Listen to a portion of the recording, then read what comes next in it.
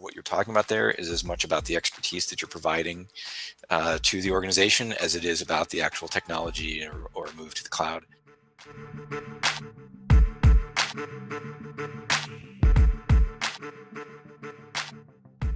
How can organizations operationalize their strategies with a crypto center of excellence? Yeah, I think that is something that is a term that Gartner uses as well. They talk about really needing to have a cryptographic center of excellence as a part of your organization, and to be able to inform policymakers, to inform governance and so forth, to be able to create the right strategies.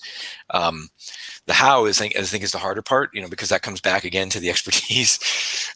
There are ways to augment that, right? There are consulting organizations, services organizations that have that expertise and can help bolster organizational knowledge.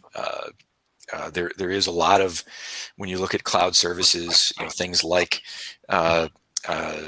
PKI as a service, even other things where a lot of what you're talking about there is as much about the expertise that you're providing to the organization as it is about the actual technology or move to the cloud. So there are ways to augment that if you are having trouble finding staff for that. But the how is you have to find people with those skill sets, train people with those skill sets, and then empower them to help provide the right information to people making policy.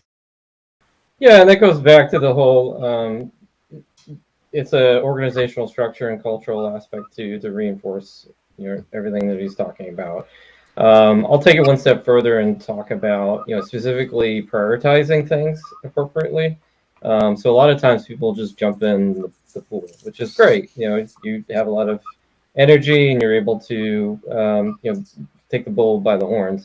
But there's a big difference between being surgical and just basically hitting things with a hammer. So it's just use a scalpel, not a hammer, is really the takeaway there. And the other thing is begin with the end in mind. So just assume that whatever you're working on is not necessarily going to be there in the future.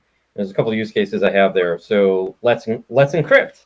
So how many people out there, this would be a great future poll question, but like how many people are actually using the nonprofit or capability for your certificates called Let's Encrypt? And people have used it for years, and because it's free, it's a freemium level service, and who wants to pay for things? And the challenge is, there's a critical capability that just expired on September 30th, where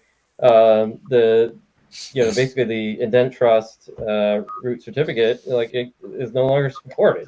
So, all of a sudden your devices come to a screeching halt. So, what is your backup plan for these things? And, what's your, in maybe even implementing like what I call a PACE plan, primary, alternate, contingency, and emergency plan for these things. And then actively having like monitoring and control and governance and change management for the end of life of these systems and these certificates, because they are your lifeblood, and it's what puts gas in the car in terms of allowing it to move freely. That's a great point. I mean, certs expire, right, by design. Yeah, I think that goes, that's actually a really good example of it became national news. Even before it expired, there was some awareness that it was going to, but there was still just difficulty in responding in certain areas where it still created a problem. Yeah, and you have to have a backup plan for these types of things, and it really, and that also like dovetails into the defense in depth strategy. So it's not just about the things that we're talking about. What are the secondary things, like implementing network segmentation? So if a credential or certificate is actually compromised, not having a flat network where a threat actor can then hop to a new identity and basically wreak havoc and eventually get to privileged access user and elevate their privileges and totally take down your whole network. Yeah, I think, as Ted said, policy is really the starting point, understanding, what we want to do. And cryptography, whether it's machine certificates or data cryptography, is really important. And in the US, it obviously has a bigger influence because of the safe harbor abilities. We don't necessarily have it over here, but it's still with the ICO, it is a great tick box to say the data was encrypted, and it's almost a get out of jail free card.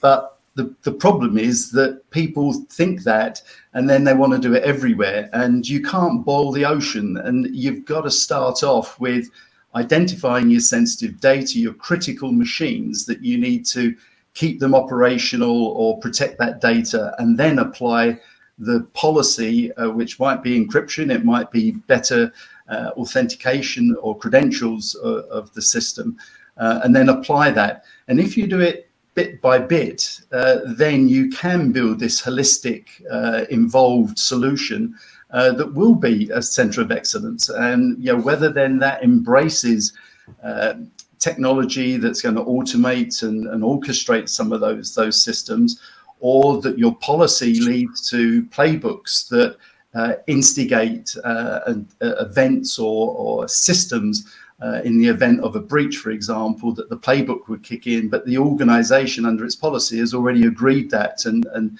ratified that that's a strategy to go through. I think that's how companies will start to build. You can't just dive in and try and fix everything in one go. So take it bit by bit and identify what's critical, that if it gets lost, if it gets compromised, if the certificate ages and your system is down, that you cannot afford that to happen. That's where you start, and we'll build on that foundation.